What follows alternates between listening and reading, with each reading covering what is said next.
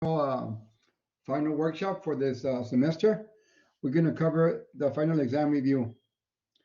These are the topics that I will be covering: linear equations, quadratic equations, applications on linear and quadratic functions, exponential functions, application on exponential functions, solving exponential problems, finance applications, solving systems of equations, matrices, sets and Venn diagrams, probabilities, and finally, permutations and combinations.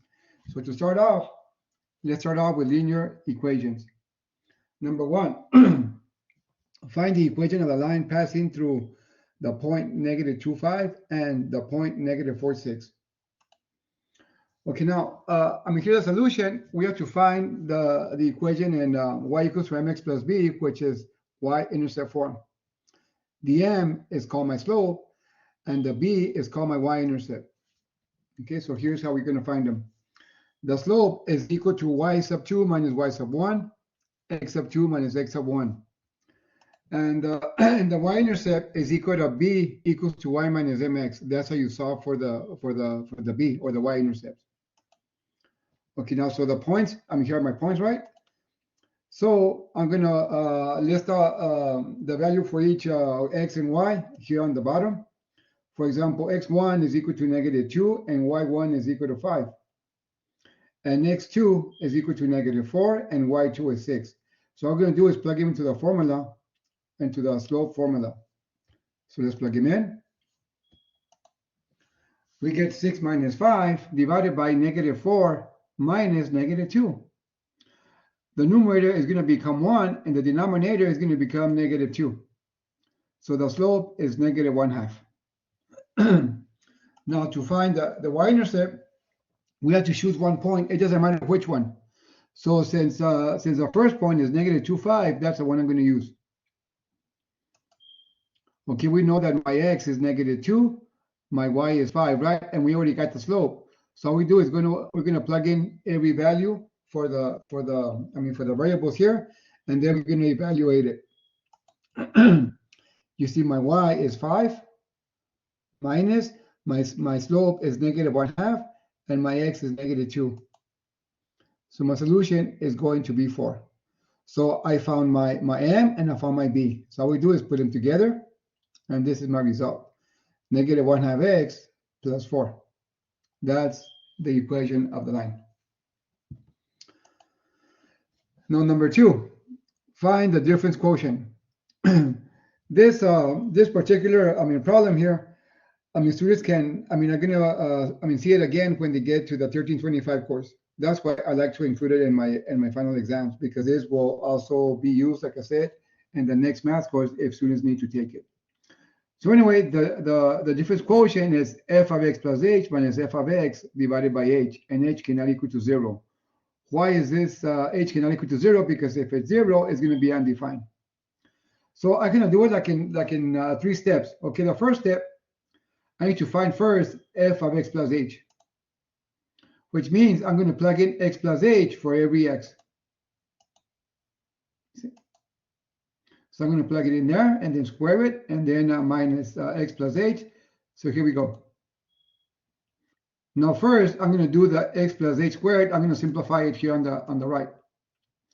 So x plus h squared is equal to x plus h times x plus h. If we do the folio, it's going to give us x squared plus xh plus xh plus h squared, which simplifies to x squared plus 2xh plus h squared.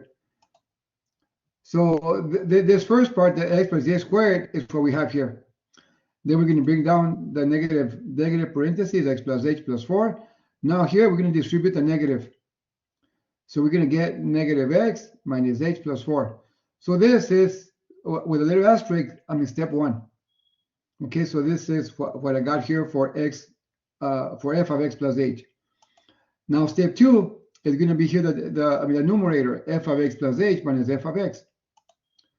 So I already know that this is f of x plus h because I just got it right now. I just evaluated the x plus h at with the main function. Now minus my f of x. So here, what I did here, I'm going to bring the f of x plus h down, and then here I'm going to distribute the negative. So negative x times x squared will give us negative x squared. Negative times a negative will give you a positive x, and negative times a positive will give us a negative 4. Now here's a hint. Okay, every term that doesn't have an h needs to be eliminated. Okay, and if a term that doesn't have an h, if it's not eliminated, it means that you did your algebra wrong. That's like a key observation for you guys to know. For example, x squared, does it have an h? No, it doesn't, right? So there's got to be a minus x squared. You see here it is on the right. The 2xh has an h, so it stays. The h squared has an h, so it stays. The negative x doesn't have an h on the term, so there's going to be a positive x, and here it is. So those are eliminated. This term here, the h has an h, so it stays, and the 4 doesn't have an h, so it's got to be eliminated, so it's plus 4 minus 4, so those are eliminated. So this is what's left. I repeat, every term must have an h because I'm going to factor out an h. That way, it will be eliminated with the h on the denominator. Okay, so I'm going to factor out factor out an h. Now comes step 3. In step 3, I'm going to do the f of x plus h minus f of x over h. You see here, guys, the h's will be eliminated. So this is your solution: 2x plus h minus 1. And this really is a definition for the long way. For doing calculus. For derivatives. That's why this is crucial for students going into the business math or in accounting, because they will see this again. Okay, let's go to number 3. Number 3 says the manufacturers suggested the retail price, the MSRP for a new Toyota Prius is $25,035, and it is expected to be worth $14,115 in 4 years. So this question has 3 parts. The first part is find a linear depreciation function for this car. And B part, estimate the value of the car in 5 years from now. And C, at what rate is the car depreciating? So the solution here, for part A, I need to find 2 points with the given information. Okay? So when the car is brand new, right? The car is brand new, it is worth $25,035. So when the car is brand new, the car hasn't hasn't been driven yet. That means that when x is 0, because no time has passed, the car was worth $25,035. So this is your y. So so the first point will be 0, $25,035. Now for the second point, we get it from the last here where it says, and it is expected to be worth $14,115 in 4 years. So in 4 years, right, the years represent the x value.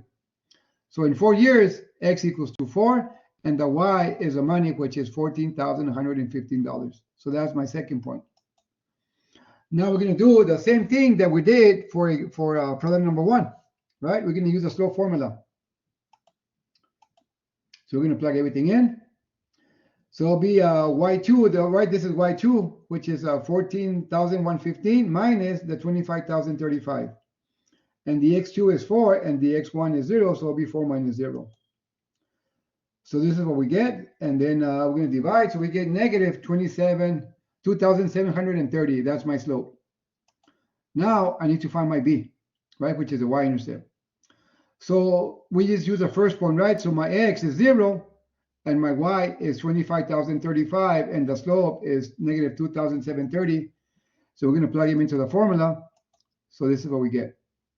All right, so we're going to get b is equal to 25,035. Now I need to put the equation, right? Put it in f of x equals to mx plus b. That's my slope. That's my b. Just plug him in. So this is the answer for part A. Okay.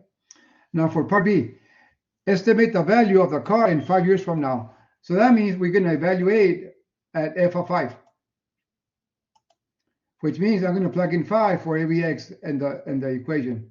So I'm going to plug it in for the x. So then after we execute the operation, we're going to get 11,385. So for part B, the car will be worth $11,385 in 5 years from when it was purchased.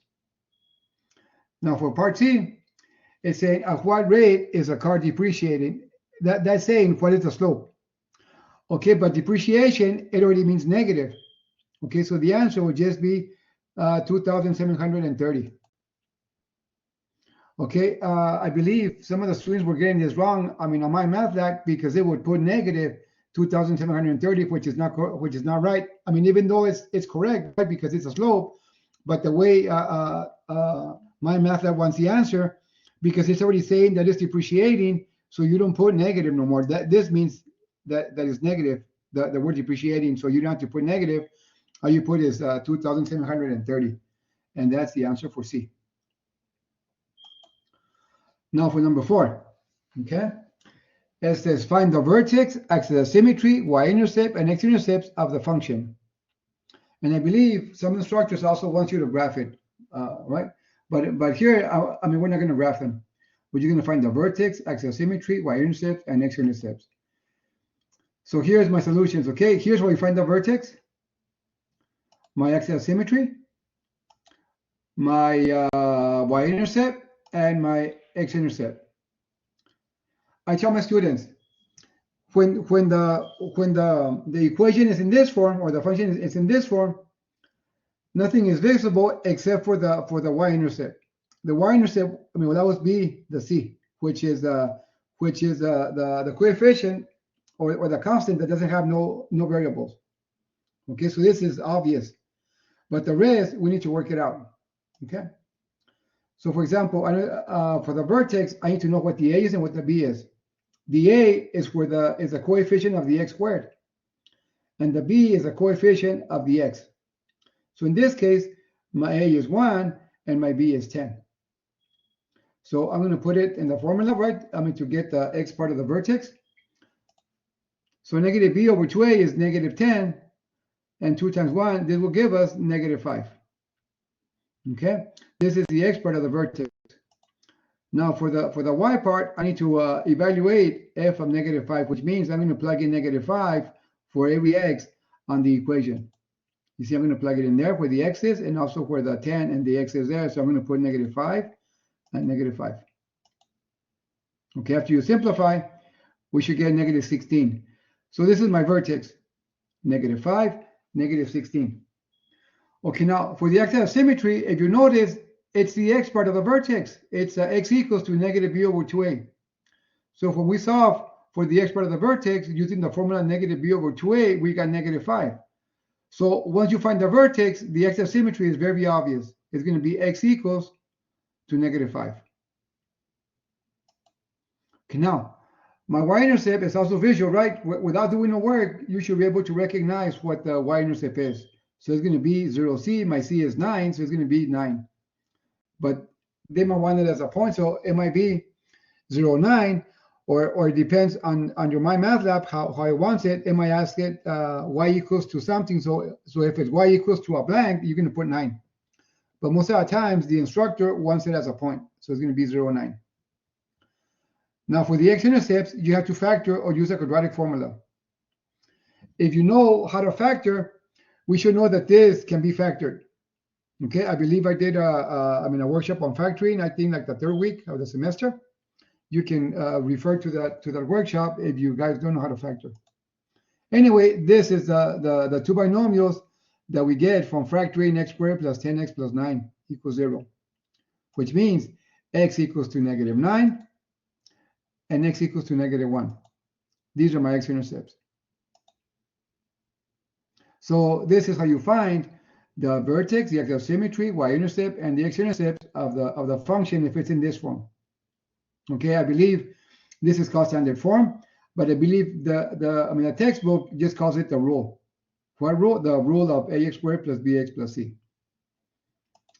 Now number 5. Here we're going to find the same thing, but if you notice, this is in a different format. Okay, when you have it in this form, I believe some books called it the vertex form.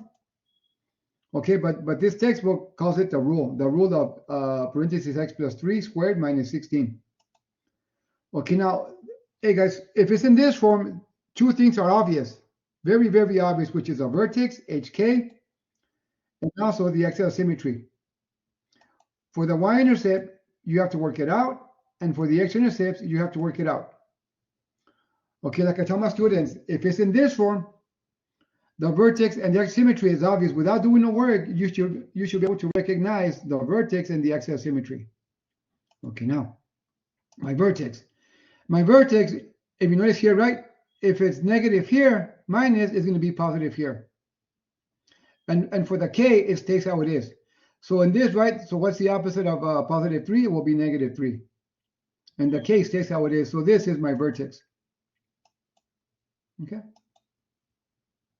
Now, the axis symmetry will be x equals to h. So my h value is negative 3, so it's going to be x equals to negative 3. And I repeat, without doing no work, we were able to recognize the vertex and the axis symmetry. Okay, now for the y-intercept. To find the y-intercept, we're going to let x equals to 0 and solve for y. Okay. The function g of x equals to parentheses x plus 3 squared minus 16 is the same thing as y equals to x plus 3 squared minus 16. This is another way to write the same equation of g of x. Now, so if we let x equals to 0, right? Also, this one, guys, you can do it in your head. I mean, without doing the work. I mean, for example, right? You can let this equal to 0 right in your head. Then you're going to get 0 plus 3, right? If you square it, this will give us 9. 9 minus 16 will give us negative 7. So that's your y-intercept. Okay. And again, for the x-intercepts, it's the other way around. You're going to let y equal 0 and solve for x. Okay. So in this case, I'm going to add 16 to both sides.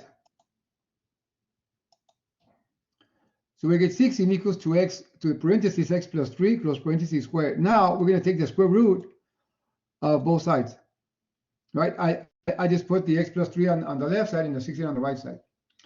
So the square root will cancel the square. So this becomes x plus 3. And the square root of 16 will give us 4. So, but this will give us plus or minus 4. Now I'm going to subtract 3 from both sides. So we get negative 3 plus or minus 4. So let's split them. We get negative 3 plus 4 and negative 3 minus 4. So x equals to 1 and x equals to negative 7. These are my x-intercepts. And again, this is kind of at times this might be a little bit difficult for the students, but if you follow this PowerPoint or this workshop, I believe it's going to help you out. Now, how does quadratic equations or functions are related in real life? Okay, here's number 6. So I'm going to use that as an example.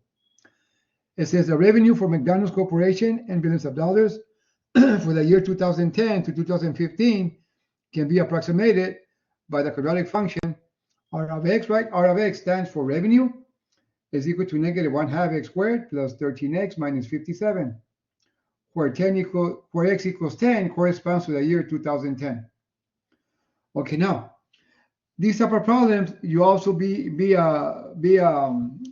going to see them again if you take the 1325 course, because 1325 when it's about business, it's all about revenue, all about cost, and all about profit. Okay, so this is something that you might see again if you're taking the next course. Okay, now this is for A part, I want you to find the vertex.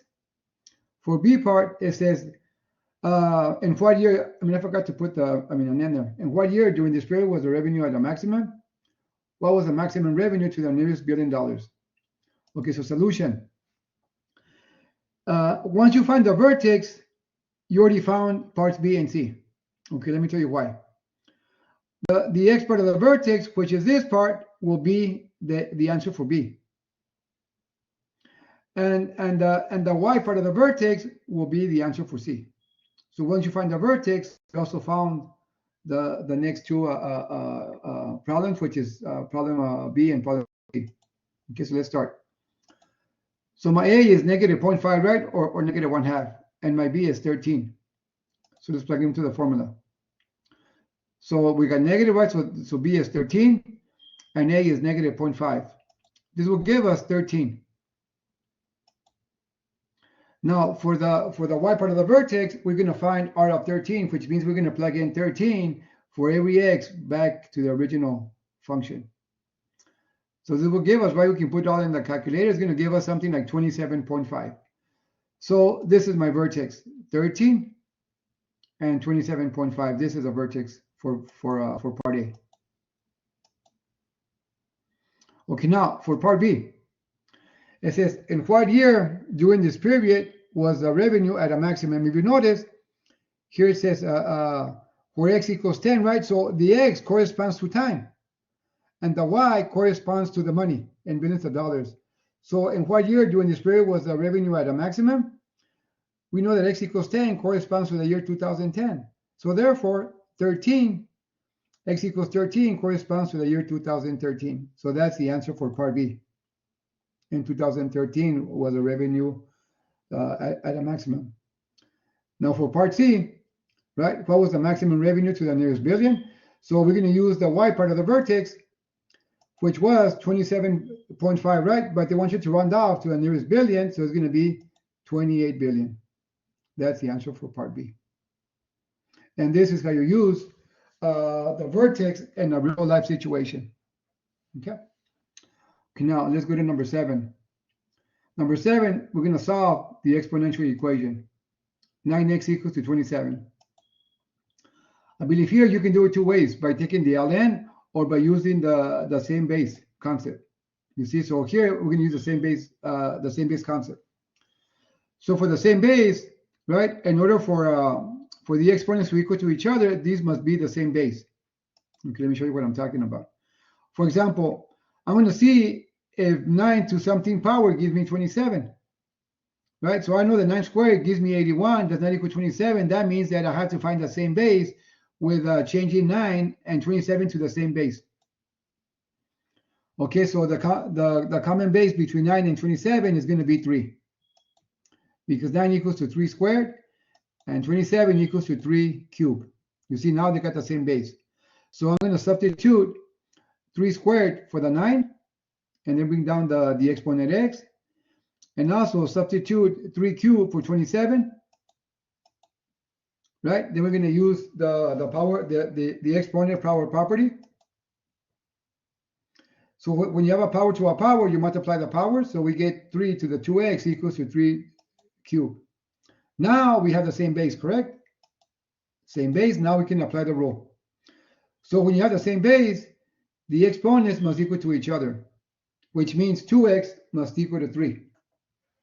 And now we do is just solve for x. Divide both sides by 2. So this gives us x equals to 3 over 2. And the good thing about these problems, like almost any other problem in mathematics, you can always check your work. So let's check our work. So I'm going to put 3 halves for the x. Right? If you put this in the calculator, guys, 9 to the 3 halves power is going to give you 27.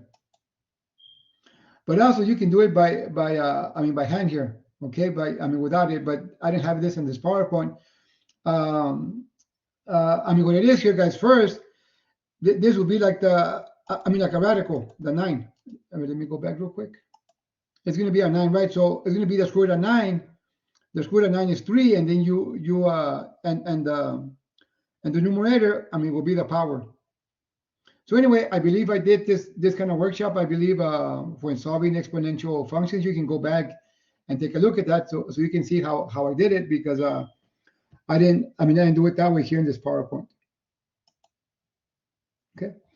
Now number 8 says here the assets in billions of dollars for the Prudential Financial Incorporated can be approximated by the function a of x equals to 315 e to the 0.056x, where x equals 7 corresponds to the year 2007. It says find the assets for the following years, for the year 2000 and B for the year 2012. So my solution, okay, since x equals 7 corresponds to the year 2007, right? Then x equals 0 must correspond to the year 2000, and x equals 12 must correspond to the year 2012. So for A part, I'm going to evaluate the function at a of 0, which means I'm going to plug in 0 for the x. Right? So we're going to get e to the 0, right? Anything to the 0 power, any base to the 0 power is equal to 1. So 315 times 1 will give us 315. So the answer, because it's in billions of dollars, it'll be 315 billion. Now for part B. Okay, also guys, it's good to know that 315 is the initial value because time is equal to 0. Okay. I'm going to use this observation on the next slide. But for now, let's continue and solve part B. So for part B, we're going to evaluate A of 12, which means I'm going to plug in 12 for every x. Now, if you put this in the calculator, right? But here, guys, you have to make sure that it depends what kind of calculator you have. If you have a calculator that once you put the exponent, if it gives you like a little box, then you're okay. But there's some old-fashioned calculators that you have to put parentheses, right? And then you have to do this operation here, which is 0.056 times 12. Because if you don't do that, you're going to get the wrong answer. So make sure that every time that you have an exponent and you're going to do some type of operation, you put it in parentheses. Anyway, this is the result. So it's going to be $616.8 billion for part B. Okay, now number 9. It says, a deadly virus has infected the world. At the end of January, there were 2 cases, and by the end of April, the cases had grown to 128. I believe I came out with this problem during COVID because I believe this particular chapter was, I think it was chapter 3, right before we went on spring break in 2020. So I believe I got all this info. I believe there were 2 cases that, they got COVID. I believe it was Washington. And then by the end of April, the cases had grown to 128 all through the United States. So I use this scenario to show students how exponential functions can be used in the real world. Okay. So with that info, right, we have to find a model for the form f of t equals to y naught b to the t power, with t equals 0 corresponds to the end of the month of January. And then for part B, if the trend continues, about how many people will be infected by the end of the year. Okay, so this is accurate if there was no intervention. Okay, but I believe during COVID there was a lot of interventions. There was a lot of the 6-foot distance rule. You had to wear masks and all that. So that's why it wasn't really that many cases. Okay, but let me show you how we would do something like this. The solution. I need to find y naught, right, for the formula y naught, which is the initial value, and the b. Okay. So y naught is the amount present at time equals 0. So since t equals 0 corresponds to the end of January, right? So then that means that y naught equals 2 because there were 2 cases. So we got the first point, which would be 0, 2. Then t equals 1, right, will correspond to the end of February. T equals 2 will be the end of March, and t equals 3 will be the end of April, right? And this was the end of April. So we're going to use this one here. There were 128 cases at the end of April, which was 3 months since the first 2, were detected, right? We can go from t equals 0, right, all the way to t equals 3, right? Because from January to April, there is 3 months. So we got there 2 points. So we know that y naught is 2, right? Because that was the initial amount of cases, which was 2. Now, to find b, we're going to use f of 3, right? F of 3, when the time was 3 months later, right, it was 128. So we're going to put 128 equals to 2b to the 3rd power. Now we're going to solve for b. So the first step is we have to divide both sides by 2. If we do that, we're going to get 64 equals to b to the 3rd power. Now we're going to raise the b to the 3rd power to the 1/3 power. That way the b will be just b by itself. Raise both sides to the 1/3 power. Right? Remember the rule? When you have an exponent to an exponent, you multiply the exponent, so this will give us 1. And the cube root of 64 is going to give us 4. So b is equal to 4. So I found my y naught, my initial value, and my b, which is 4. Let's plug them into the formula. So this is the answer for part A. f of t equals to 2, 4 to the t power. This is my 1, this is my b. Okay, now, for part B, right? It's saying at the end of the year, so we're going from the end of January to the end of December will be 11 months. Okay, so we have to find f of 11 for part B. If we put in the calculator, it's going to give us 8,388,608 people will be infected by the end of the year. It wasn't that many here in the US, right? But anyway, if there was no intervention, right, this will be like an estimate. Okay, but this is how we use exponential functions in real life. So this is your solution, guys, for part B. Now, number 10. Now we're going into the finance chapter. It says Gabriel invested his summer earnings of $3,000 in a savings account for college. The account pays 1.5% simple interest. What will be the value of the account after 2 years? So here, guys, the key word is simple interest, which means there's a certain formula for simple interest, which is f of e means future value is equal to the present value, parentheses 1 plus r times t. My AV is the future value, my PV is the present value, my R is the interest rate, and the T is time in years. So once you get the formula, let's extract all the info from the word problem.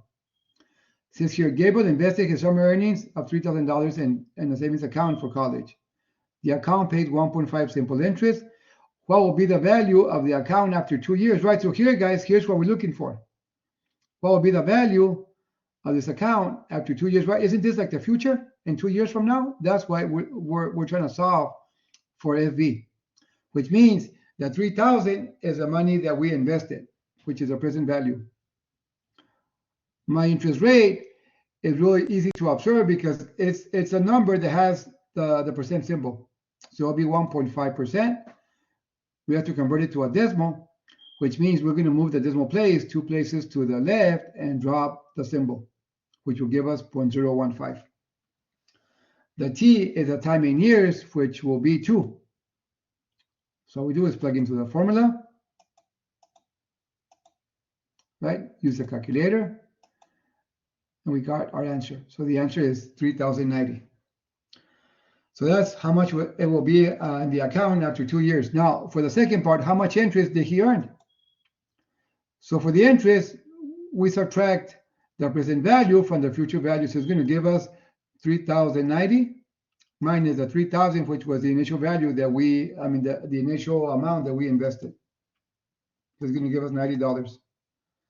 So for the first part, it's going to be 3,090. For the second part, it's going to be $90 of interest earned. This is the answers for number 10. Number 11. Here's another one. Okay, it says you deposit $9,000 in an account at your bank that pays 2.5 interest semi-annually. How much money will be in your account after 10 years, and how much interest did you earn? This formula will be different because this one doesn't say simple interest, so it's going to be compound interest. And the key word is invested semi-annually. So this is my formula, which is also, this one is easier to use, right? The I is equal to R divided by M, and the N is equal to M times T. Okay now, so let's extract the info. How much money will be in the account after 10 years? So we're looking for the future value. So the 9,000 is the money that we put into the bank. The interest rate, my R, is the one that has a symbol, right, percent symbol, so it's going to be 2.5%. We move the decimal place 2 places to the left and drop the symbol, which will give us 0.025. My M means how many times was it compounded per year? And here's a key word, semi-annually, which means 2. The time is going to be 10. Now the I is R divided by M, so it's going to be 0.025 divided by 2 will give us 0.0125 will be the I. The N is equal to M times T. So it'll be 2 times 10 will give us 20. You see, so now we put everything in the calculator, guys, right? This is my PV, this is my I, and the N is 20. So all we do is put it in the calculator and get the result. So it's going to give us what, $11,538.34 because we round out to our nearest penny. Now, for the after 10 years, so there will be $11,538.34 in the account. For the second part, how much was interest? Okay, so we subtract the 9,000 from the future value, which will give us about $2,538.34. So this is how much interest the person earned when they deposit the 9,000 into the account. Okay. Number 12. Number 12, it says solve by graphing. Okay, so these are systems of equations. I need to graph them to see where they intersect. So in order to graph both equations, we have to put them in the correct format, which is y equals to mx plus b, which is the slope-intercept form. Equation 1 is already in that form, but equation 2 is not. Okay? But let me graph equation 1, and then we graph equation 2 separately. So this is my slope, 3 over 1, and my b is -6, which is my starting point, and it's going to be the y-intercept. So we start at 0, -6, so we're going to start here at the bottom. We're going to go up 3, 1, 2, 3, 1 to the right, and we draw our line. Now equation number 2 is not in the proper form, right? So we have to put it into the y equals to mx plus b form. So we're going to add 5x to both sides. This will give us -2y equals to 5x minus 10. We divide by -2. So it's going to give us -5 over 2x plus 5. So here, guys, my slope is -5 over 2. And my b is a y-intercept, which will be 0, 5, and this is my starting point. So we're going to start at 0, 5 up here. Then we're going to, if it's negative, it means that I'm going to go down 5 and 2 to the right. So I'm going to go down 5, 1, 2, 3, 4, 5, and 2 to the right. There's my point. We draw our line. And guess what? This is my solution with both lines intersect. It's going to give us 2, 0. That's my answer. Okay, now let's call consistent independent because we got a solution. Okay, now let's do 13. Solve the system by elimination method. So for this, to do it this way, by the elimination method, they both have to be in the form ax plus by equals c. See? If you notice, equation 1 is not in that form, so I need to rewrite equation 1. So I'm going to add 2y to both sides. So we're going to get x plus 2y equals to 19. You see now, they're both equations are in that form. Now here, you have to either eliminate the x's or the y's. It doesn't matter which ones you do, but you have to do the proper work. In my opinion, for example, here, to me, it's easier to get rid of the x's. Why? Because if I multiply equation 1 by -4, when we add them, the x's will be eliminated. Okay. So I have to multiply -4 times every term. This will give us -4x minus 8y equals to -76. Equation 2, we just bring it over, right? Then we get to add them. The x's will be eliminated. -8y minus 3y will give us -11y. And -76 minus 1 will give us -77. Now all we do is divide by -11. So we get 7. Now I need to go back and plug in the 7 for the y and solve for x. And it doesn't matter which equation you go back to. In my opinion, it's easier to go to number 1 because the x is already isolated. Okay, but if you go to number 2, equation 2, you still get the same result, but it's a little bit more work. So in this case, I'm going to go to equation 1. Okay, we know that y is 7. Plug it in for the y. And then -2 times 7 will give us -14 plus 5 plus 19 will give us 5. Here's my solution. X equals 5 and y equals 7. Here's where they both intersect. Okay. Now, how does this type of problems can be used in real life? Okay, so this is number 14. It says a 200-seat theater charges $8 for adults and $5 for children. If all seats were filled and the total total ticket income was $1,435. How many adults and how many children were in the audience? Okay, so here we need to find two equations. Okay, like I tell my students, we're going to do seats with seats and money with money. What does that mean? It's like this, guys. Okay, so let me show you what it means. We're going to use let x equal to adults seats and let y equal to children seats. And there are 200 total, right? So you see, we're going to use seats with seats. Adult seats plus children seats must equal to 200, which will be x plus y equals to 200. Now here comes the money with money. Okay, so the adult tickets are $8, and the x represents adults, so this will give us 8x. In a similar manner, children's tickets are $5, right? And y represents children's seats, so that's going to be 5y. And what was the total income? $1,435. So it's going to give us 8x plus 5y equals to 1,435. So I got equation 2. So we got both equations. Now we're going to do it by the addition method or the elimination method. So here, guys, it doesn't matter what you want to get rid of again, the x's or the y's. So I'm going to get rid of the x's. So I'm going to multiply equation 1 by -8. But you have to multiply -8 times every term on the equation, or both sides of the equal sign. This will give us -8x minus 8y equals to -1600. Equation 2, we just bring it over. Now we do the operation. -8x plus 8x will give us, right, this will be eliminated, the x's, so we get -3y equals to -165. So now we divide both sides by 3. So we're going to get y equals to 55. So I found my y. Now I need to find the x's. It's easier to go to number 1 because the coefficients are very, very small. So let's go to number 1. We know that y is 55. Let's plug it in there. So we subtract 55 from both sides. So we get x equals to 145. So I found the x and the y.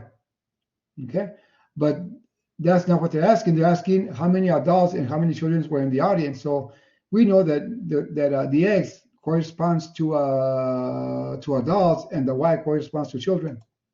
So there's my solution. There were 145 adults and 55 children in the audience. Number 15 here, guys. Okay. Here, this is larger systems of equations. Okay, so this is a plan. I'm going to get equation 1 and equation 2 and get rid of the x's. Okay, so to get rid of the x's, I'm going to multiply equation 1 by -2. So if I do that, it's going to give us -2x plus 6y minus 4z equals to 0. We just bring equation 2 over. Right, so then we do the operations. It's going to give us 4y minus 3z equals to 3. So this is new equation number 2. Now we'll do the same thing, but we're going to use equation 1 and equation 3. And again, we're going to get rid of the x's. So equation 1, I'm going to multiply by -3. Right, so after I multiply -3 times every term in equation 1, this is what we get. And equation 3, we just slide it over.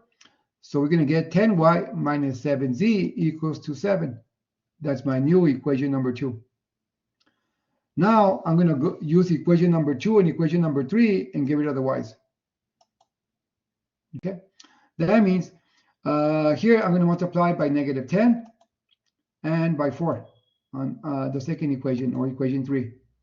Why? Because -10 times 4 will give us -40, and 4 times 10 will give us +40.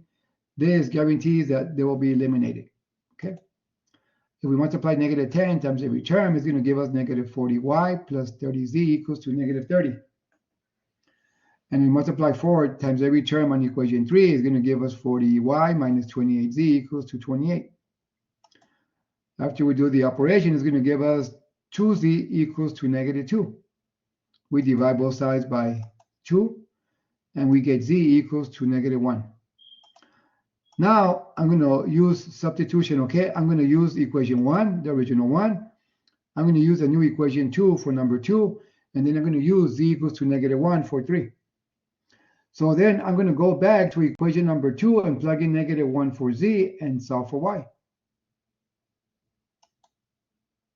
So I'm going to plug in -1 for z. Right, that will give us 4y plus 3 equals 3. Then we subtract 3 from both sides. So it's going to give us 4y equals 0. We divide both sides by 4, so y equals to 0. I already know what the y is, what the z is. Now I need to find x. So I'm going to go back to equation number 1. I got the values for x and y, for y and z. So I'm going to plug them in. My y is 0, and my z is -1. This will give us x minus 2 equals 0. We add 2 to both sides.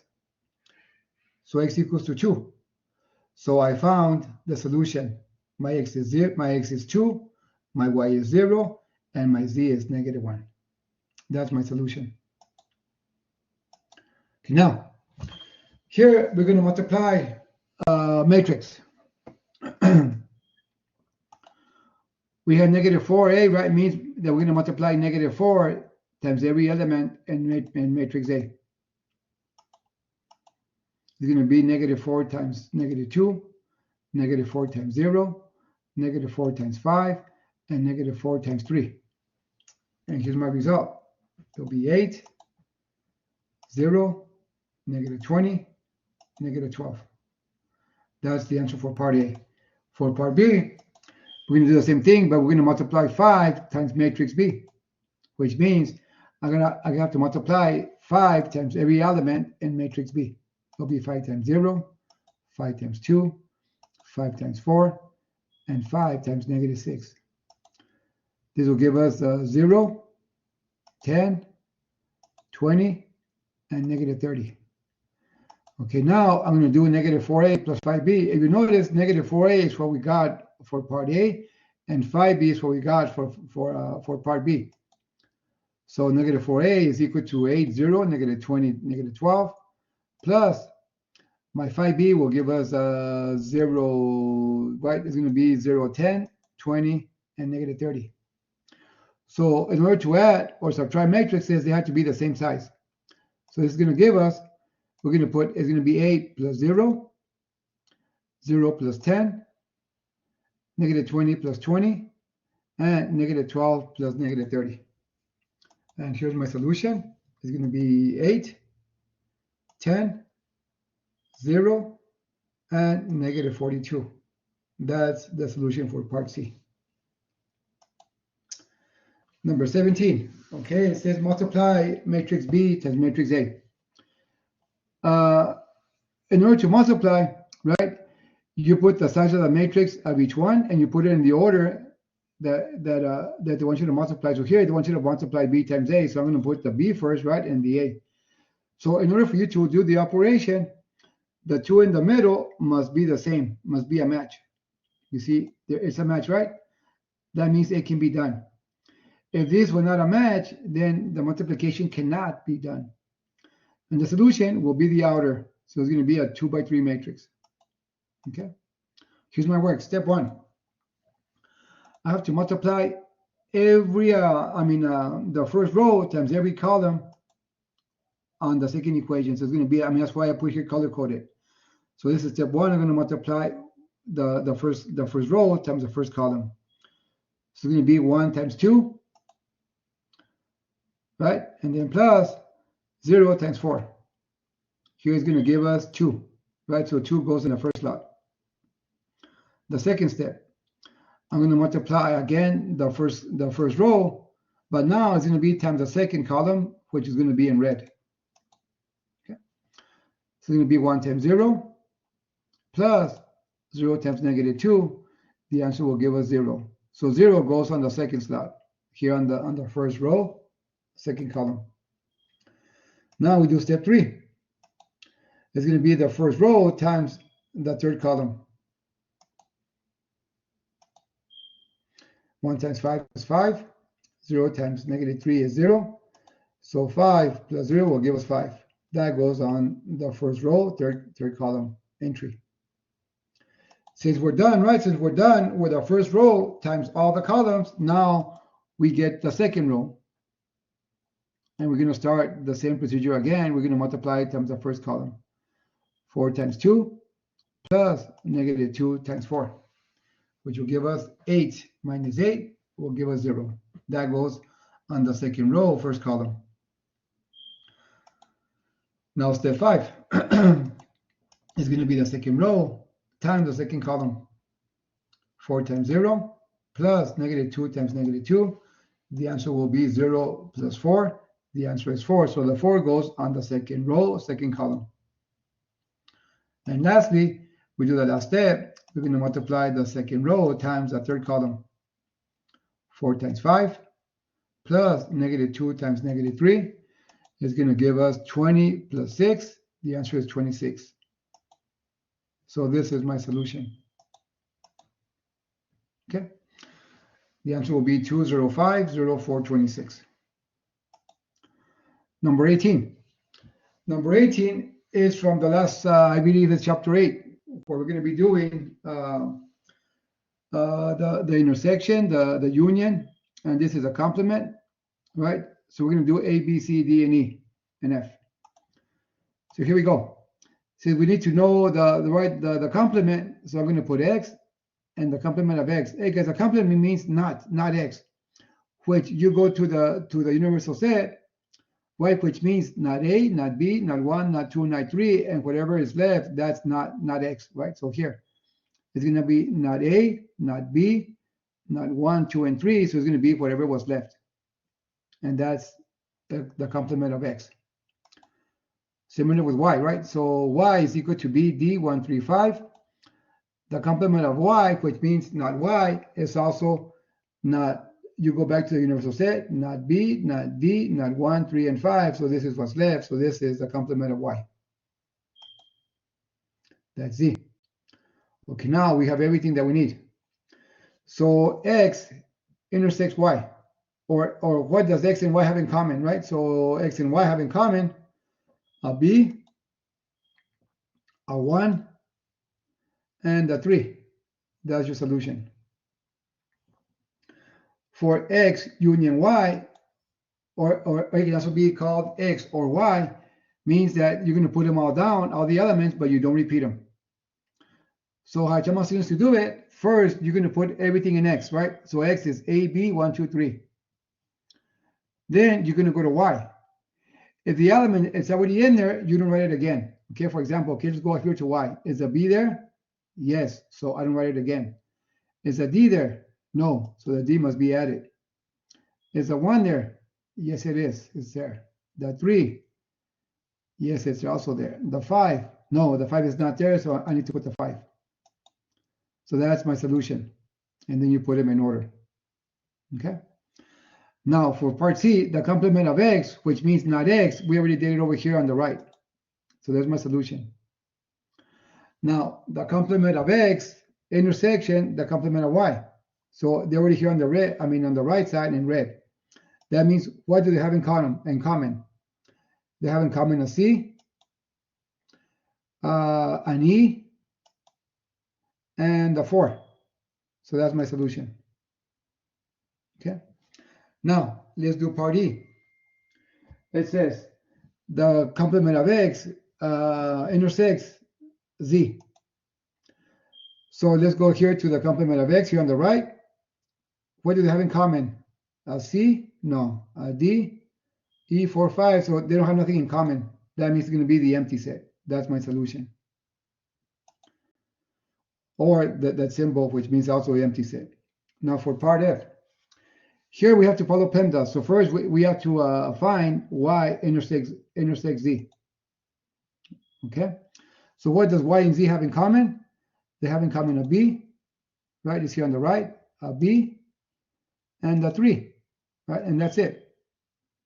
So now let's bring over here on the left side. So remember, guys, if we do union or we're going to put everything in X first, which is A, B, 1, 2, 3, and then we go to the next step, right? And if it's already in there, we don't write it again. Is a B there already? Yes, it is. Is a 3 there? Yes, it is. So then this is my solution, guys.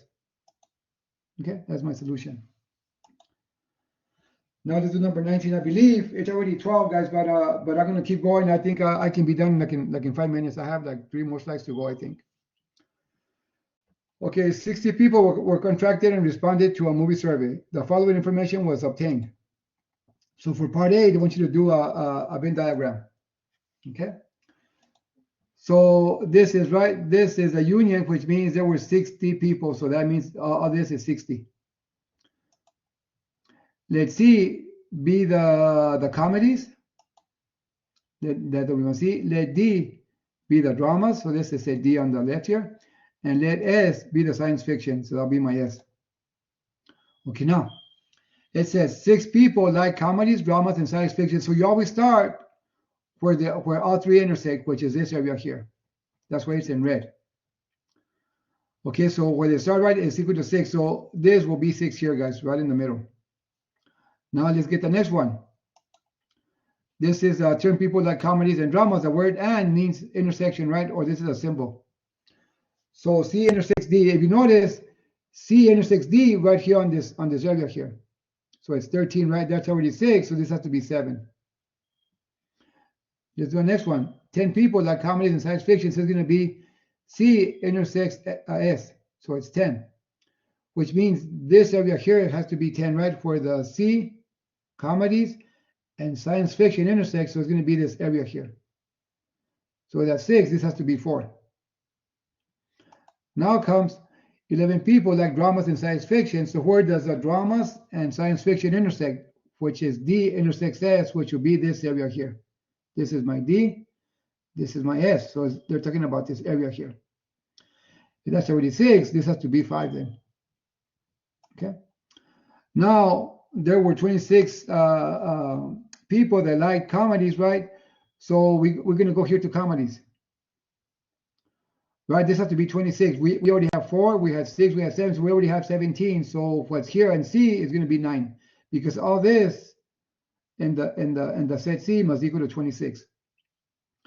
Now we're going to go to 21 people like dramas, so D equals 21. It means that all this set here must equal to 21. We have 6 and 5 is 11, and 7 is 18, so this will give us 3. And lastly, 25 people like science fiction. So the set S must be 25. We already got 6 and 4 is 10 plus 5 is 15. So this will give us 10. Okay, now, but let's see, right? There's supposed to be 60 total. So then how many people were in the outside that didn't like none of the movies? So we're going to add all these numbers, and whatever we get for the sum, we subtract it from 60. Here it is on the right. It's 44, right? So 60 minus 44 will give us 16. That means X is 16. Now this is the answer for A part right here at the Venn diagram. Now for B part, okay, we have to use the Venn diagram to get the answers for B, C, and D. How many people surveyed like comedies, right? So we go to comedies. They like comedies, but neither dramas nor science fiction. So how many people just like comedies? The answer will be 9. Looking for part C. How many people surveyed like dramas and science fiction, but not comedies? Okay, so let's go to drama. Let's see here, dramas and science fiction. Dramas and science fiction, but not comedies. Okay, so it's going to be only these here. You see, not comedies, so it means not these. So it's going to be 10 plus 5 plus 3, which is 18. And lastly, how many people like none of the movie styles? The answer is 16, which it means 16 people didn't like none of the movies. So the answer is 16. Okay. Now this is this here is white playing cards, the odds. I mean not the odds, I mean the probability. So there's going to be 13 clubs, 13 spades, 13 hearts, and 13 diamonds, which means a total of 52 cards. There's 26 black and 26 red. Right? There's also 3 face cards of each suit. You might be thinking, what are face cards? They're my face cards. Now with that info, let's answer the A, B, and C, and D part for number 20. This is the formula for the probability of an event to occur, which means the probability of the event is the number of the event over the number of the sample space. Here, the sample space will give us 52, okay, because it's 52 cards. So for part A, the probability of a queen is equal to 4 because there's 4 queens, 1 in each suit, so it's 4. My sample space is 52. So 4 over 52 will give us 1 over 13, so this is my solution. For part B, a diamond. We know there's 13 diamonds, it's going to be 13 over 52. The answer is going to give us 1/4. For C, a red card. So for a red card, we know there's 26, right? So it's going to be 26 over 52. The answer is going to be 1/2. Okay. Now for D part, here we have a face card or an ace.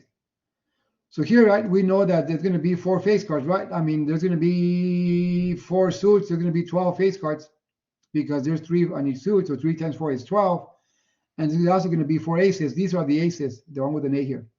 And there's also 4, 1 in each suit. So plus 4 over 52. This is going to give us 16 over 52, which reduces to 4 over 13. So this is my solution. Let's go to number 21.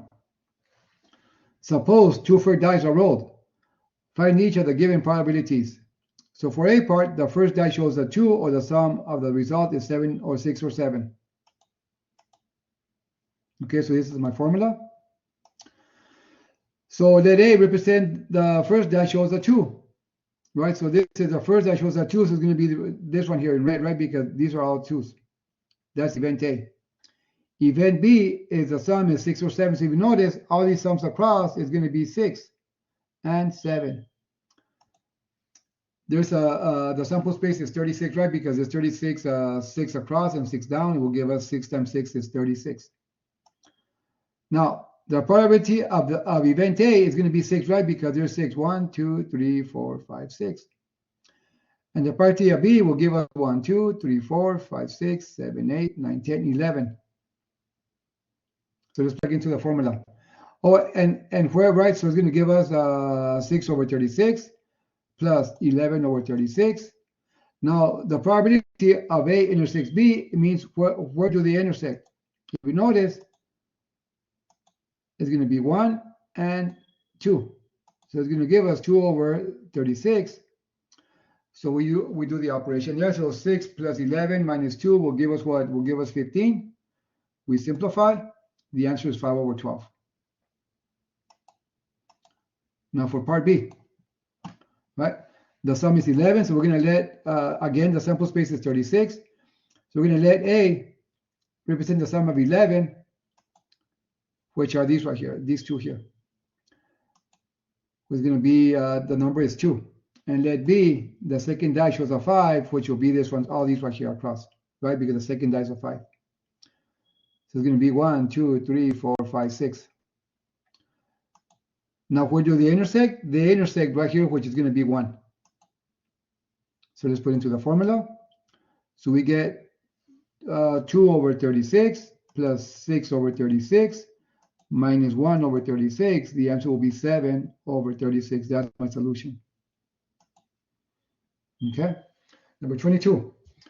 For many years, the state of California used 3 letters followed by 3 digits on its automobile license plates. Okay, here we go. I believe I did this one last week. How many different plates are possible with this arrangement? Okay, these are my letters, and these are my digits. So 26 letters, right, are in the alphabet, and the digits is going to be 10. Okay, here, guys, if you notice, there's no restriction, so it's going to be 26 times 26 times 26, and 10 times 10 times 10. So that's my solution, 17,476,000. Now for part B, when the state ran out of new numbers, the order was reversed to 3 digits followed by 3 letters. How many license plates were possible? So they just switched the order, right? It's going to be the same thing as part A. 10 times 10 times 10, and 26 times 26 times 26. The answer will be the same as part A. Now for part C, several years ago, the number described in part B were also used up. Then the state then used plates with 1 letter followed by 3 digits. So all they did was add a letter in the same format. So it's going to be 26 times 10 times 10 times 10, and 26 times 26 times 26. And there's my solution. So it went up from 17 million, right, to almost 457 million just by adding one letter. So the answer for part C was 456,976,000. Okay, now this is for combination, and for permutation, I believe I went over this last week. So for number 23, this is a formula for permutation, this is a formula for combinations, and here are the keywords. The keywords for permutation is arrangement, schedule, or order does not matter, or order matters, I'm sorry. And for combination is going to be group, committee, set, sample, order does not matter. So number 23, a lottery game requires that you pick 6 different, I forgot to put numbers here, 6 different numbers from 1 to 99. If you pick all winning numbers, you will win $4 million. How many ways are there to choose 6 numbers if order does not matter? So this is going to be right, order does not matter, it's going to be a combination. That means we use this formula here. So 99 combination 6, right? So that's my answer. You can plug this in the formula, guys. I mean in the calculator. That's what I did. Or you can use the long way by using the formula here. But the answer is 1,120,129,256. Now for part B, right, the same thing, but order matters. So that's going to be permutation. And again, it's going to be write this formula now on the left, and we're going to get 806,781,064,320. Okay, and again, I believe in the last week's PowerPoint, I showed you how to do it by hand, but in this case, we'll just use a calculator. Okay. I believe I have 2 more slides to go, guys. Thank you for being patient. In exercise 59, you pick 5 out of 6 numbers correctly, you win $5,000. And how many ways can you pick exactly 5 numbers, 5 out of 6 winning numbers without regard to order? That means combination. Okay, so we're going to choose 5 out of 6. So it's going to be 6 combination 5. But remember, the lottery requires to pick 6 numbers from 99. So here, guys, it's going to be 1 out of 93. Why is that? Because 5 and 1 will give us a 6. And 6 plus 93 will give us a 99. Okay. So here, guys, right, this will be 99, and this will give us 6. Because you have to choose 6 numbers out of 99. Now, 6 combination 5 is going to give us 6. 93 combination 1 is going to give us 93. Multiply them out. The answer is 558. Okay. Now, this is the last one here. A financial advisor offers 8 mutual funds in high-risk category, 7 in the moderate risk category, and 10 in low-risk category. An investor decides to invest 3 at high risk, 4 at moderate risk, and 3 at low risk. How many ways can the investor do this? Okay, so here we go. So here, order does not matter, right? So it's going to be combination. 8, right? From the 8, you want to choose 3. So it's going to be 8 combination 3. From the moderate risk, you have 7, right? And you're going to choose 4. So it's going to be 7 combination 4. From the low risk, you have 10. You're going to choose 3. So it's going to be 10 combination 3.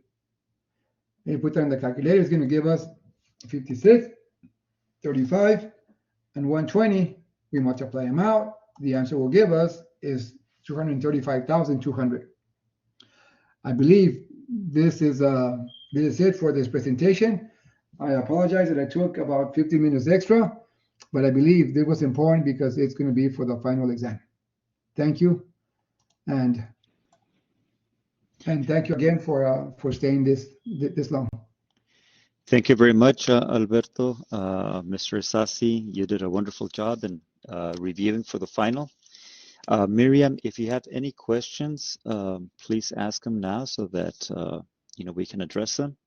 If not, I want to wish everyone a happy, I'm thinking my beer from last night, a happy holiday season, and may you have a great time with your loved ones and family, and we'll see you next semester.